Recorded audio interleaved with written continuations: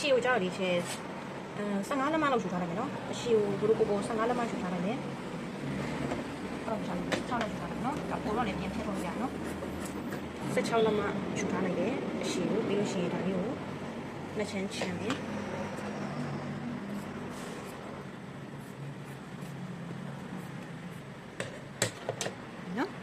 ဒါဆိုရင်ဒါပခုံးကျိုးလေးကြပြီအဲ့ပခုံးကျိုးလေးကိုချင်းကကျိုးရိုးရိုးလေးမထားခြင်းဘူးအတွန့်လေးတွေထည့်ခြင်းဘူးနော်အတွန့်ထည့်ခြင်းတဲ့အတွက်ဒီမှာပိတ်စာဘယ်လောက်ကြံသေးရကြည့်နော်ဒီမှာအများကြီးကြံသေးတော့ဒီမှာအတွန့်လေးတွက်ကိုနော်အတွန့်လေးတွက်ကိုဒီမှာ2လက်မယူထားတယ်အရှည်ကကြတော့ကိုကြိုက်တယ်လို့ယူလို့ရတယ်နော်ဒီမှာဆိုရင်ဒါတော့တအားရှည်နေနော်ဒါပြီးမှချက်ပြန်ဖြတ်ထုတ်မယ်သူ့ကိုအရှည်ကိုလက်မ20လောက်ပဲယူထားမယ်နော်အရှည်ကိုလက်မ20လောက်ပဲယူထားမယ်ဒါအတွန့်တွန့်မှုအတွက်ဟုတ်ပြီဒါဆိုလို့ရှိရင်ချေတို့အရှည်ဆုံးတောက်ချုပ်ကြမယ်နော်ဟုတ်ပြီချေတို့ကဒီမှာဒါဆက်လိုက်ပြီးတော့ဒါကို6စိတ်ချုပ်ရမယ်နော်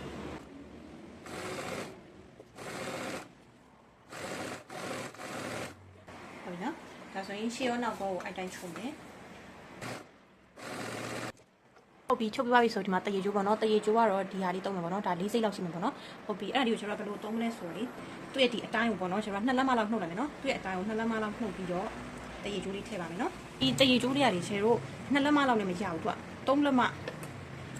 ကြော်လောက်ဖြတ်ထုတ်မှရမယ်နော်အဲ့ဒါမှဘယ်လိုစင်ပြင်မယ်နော်နှုတ်ဆိုချောင်းချောင်းဖြစ်နေတယ်တရေကျိုးကဘယ်လိုဖြတ်မလဲဆိုရင်ဒီအကျယ်ကို3လက်မခွဲနှုတ်ပြီးတော့ဖြူပြရမယ်နော်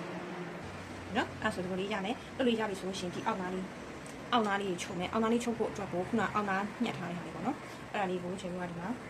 အောက်နားလုံးမယ်ဒီလက်မညှက်ထားတာလေးကိုနှစ်စိတ်တစ်ခေါက်ပြီးခေါက်မယ်နော်နှစ်စိတ်တစ်ခေါက်ခေါက်ပြီးအောက်နားလေးလုံးမယ်လုံးပြီးရင်အပေါ်အင်ဂျီလေးနဲ့ဆက်ပါမယ်ဒီအောက်နားချုပ်ပြီးသွားပြီဆိုလို့ရှိရင်ဆက်တဲ့အခါမှာညီရလို့ချိန်ရဒီမှာနှစ်ခေါက်ခေါက်မယ်ကတ်ချီကြမယ်နော်ဟုတ်ပြီအဲ့လိုပဲဒီဆက်မဲ့အင်ဂျီမှာလည်းကိုယ်ထဲပိုင်းကိုလည်းဒီမှာနှစ်ခေါက်ခေါက်မယ်ကတ်ကြီးတောင်းမယ်ပြီးအဲ့လိုလေးလုပ်ပြီးပါပြီဆိုလို့ရှိရင်ဒါလေးကိုဆက်ပါမယ်ကိုကဒါလက်တန်းမရအောင်ဆိုလို့ရှိရင်တော့သူ့ကိုခြိကျဲတစ်ချောင်းချုပ်ပြီးတော့အဲ့လိုကျိုးဆွဲပြီးတွန်းနေကြတယ်နော်လက်တန်းနိုင်တဲ့သူကကျတော့လက်တန်းနဲ့တွန်းပါနော်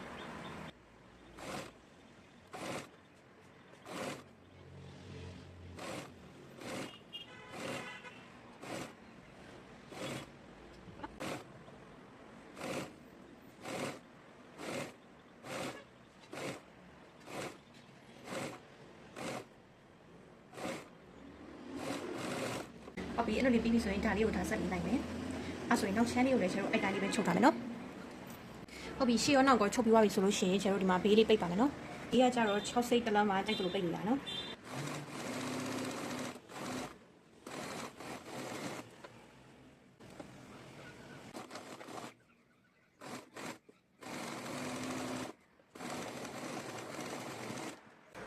ဟုတ်ပြီအဲ့လိုလေးပိတ်ပြီးသွားရင်ဓာတ်ဆက်လေးလိုက်မယ်ဒီမှာဓာတ်ဆက်လေးလိုက်ပြီးပြီနော်ဓာတ်ဆက်လိုက်ပြီးသွားပြီဆိုရင်ဒီမှာဂျိုင်းနေရာလေးကိုကုတ်ပါမယ်နော်ကုတ်ဖို့ကျွဲဖို့ကျိုးကိုဒီမှာတလက်မပြားလေးညှက်ထားပေးရမယ်နော်အဆွေစားရရင်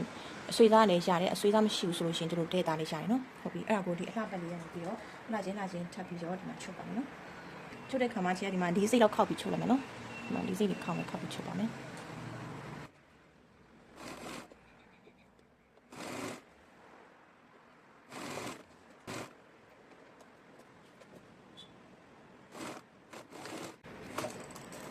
ဒီဂျိုင်းပပတ်လေးကိုကတ်ကြီးတောက်ပါမယ်နော်ကတ်ကြီးတောက်ပြီးတော့ဟိုဘက်ကိုပြန်အုပ်ပြီးပြန်ချုပ်ပါမယ်ပြီးရင်ဒီဘက်ကိုတစ်ချက်အော့ဟုတ်ပြီနော်အဲ့တိုင်းချုပ်ပါမယ်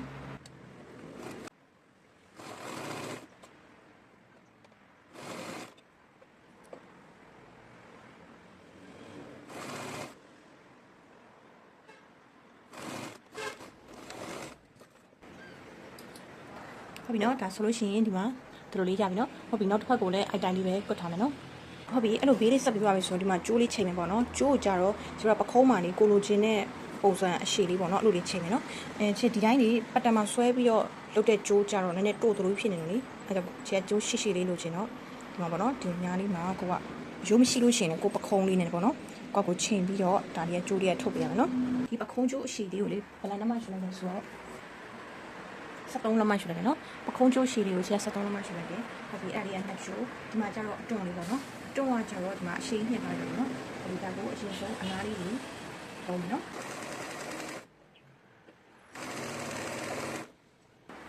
ဟုတ်နော်အဲ့လိုလေးပြီးပြီဆိုလို့ရှိရင်ကျတော့ဒီမှာဒီနားလေးပါလာချုံတယ်ချုံတဲ့ခါမှာအလှဘက်ကနေပြီးချုံနော်ခြေရဒါလေးကိုဒီနား4စိတ်လောက်ချန်ပြီးတော့လေဒီနားလေးကိုကျတော့ဒီခုံးလေးချုပ်ပါနော်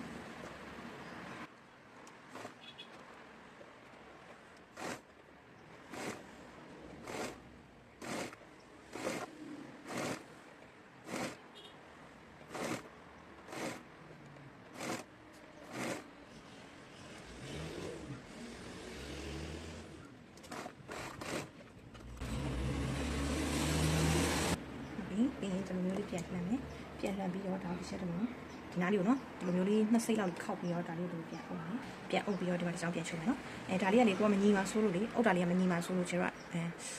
ညီဘူးလေးတစ်ချက်လောက်တိုက်ပြီးတော့မှချုပ်မယ်နော်ဟုတ်ပြီနော်ခြေကဒီမှာဒီလိုမျိုးလေးခောက်လိုက်နော်ခောက်ပြီးတော့ဒါလေးကိုတင်မယ်တင်ပြီးတော့ဒါလေးကိုချုပ်သွားမယ်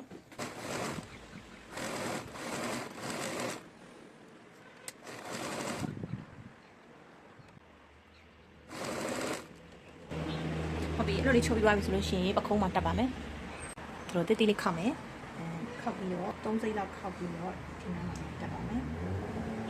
ဒီနေရာလေးနဲ့ဒီတက်ပါမယ်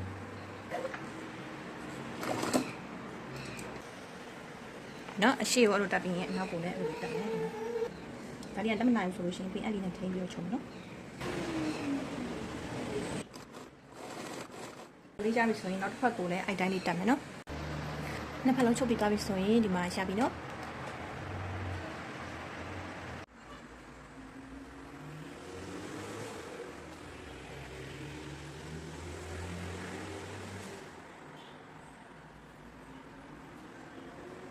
အချက်တွေလိုချင်နေဆိုလို့ရှိရင်ဒီညမှာဂျိုးလေးတက်ပြီးတော့ပေါ့နော်ဂျိုးလေးနဲ့စီးလိုက်မယ်ဆိုလို့ရှိရင်ဒီမှာခါအချက်လေးရမှာပေါ့နော်ပွားလေးပဲဆိုလို့ရှိရင်တော့ဒီတိုင်းလေးပဲတာရယ်နော်